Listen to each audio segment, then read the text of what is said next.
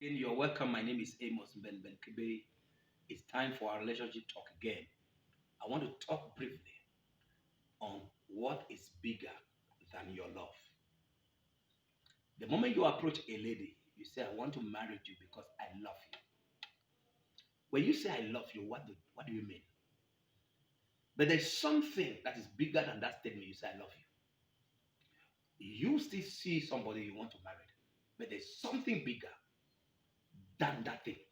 And at the end of the day, you may not marry the person because something bigger than your love for the person. Number one is money. No matter how you tell a woman, I love you, if you are broke, you will not be able. So God says, work first, get money, then you can say, I love you.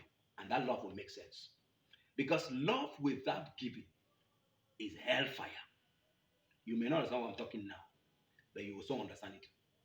That love without giving will end up in catastrophe.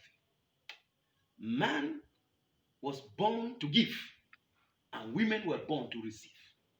So by the time you say, I love you, and there's no corresponding hand extension, it will not work. So money is bigger than your love for each other. Number two, your family. Your family is bigger than your love for each other. I've seen people who are talking about loving each other, but right now they can't marry because of their tribes. Tribalism is when a man, a family tells the child that you can't marry from this particular tribe because of so reason. As I'm telling you now, you will not do that. Because at the end of the day, you will realize that you will be the only one to marry that person. I don't like that kind of a situation. But I'm telling you that in considering marriage, know that your families are also important. They are bigger than I love you. They are bigger than your love for one another. Another one is the church, denominational barriers. The thing is terrible now. One could have expected the church to bond people together, but right now it's the opposite. This one from this denomination says, I will not marry this one from this denomination. Yes, we love each other, but I can't change my church. We love each other, but I can't change my church.